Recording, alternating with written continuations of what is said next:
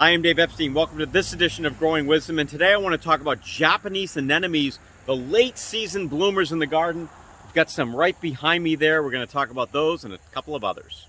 This is the first look at a Japanese anemone. I'm going to show you three of these. To me, this is the one that a lot of people, when they think about the Japanese anemone, they think about the single flower, the yellow cup. It's about 3.5, 4 feet tall. It really flowers for many, many weeks. Here we are in early October. This continues to flower. You kind of can mix it in with, shrubs and other perennials. It's right at the edge of the border.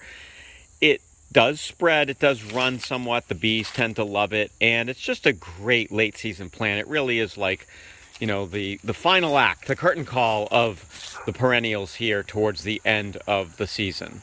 The next Japanese anemone I want to show you is Honorine Jobert, and this one is about 5 feet tall at this point. You can see here the flowers are more like a double flower compared with the pink one I showed you. Still has the the yellow center. Just a beautiful plant. I had this one damaged by voles several years ago, kept a little piece, and it seems to be coming back now. It's tall. Partial sun is kind of their preferred area, well-drained soil, some moisture. They'll do okay in a little more shade, and in full sun they'll do okay as well, but really it's a sort of morning sun, afternoon shade, what they really like. This one's getting some afternoon sun this time of the year just because of where the sun is, but it's just a fantastic plant, and just like its pink cousin, looks great here at the end of the season.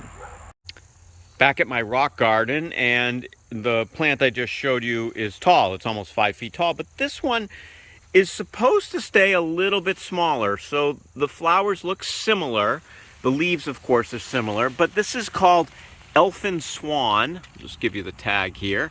I had just put this in this year just to see. So I can't say, hey, it's going to stay at this 2 to 3 foot level, which is what it's supposed to do. And that's why I put it here sort of in the middle of this rock garden. I think it'll be okay there. I love the way it looks. It hopefully will spread. Again, we're in a part sun, well-drained, enough moisture kind of situation for this particular plant to do well. And I can't stress enough adding some of these fall anemones, these Japanese anemones, which are actually native to China, to your garden for late season color.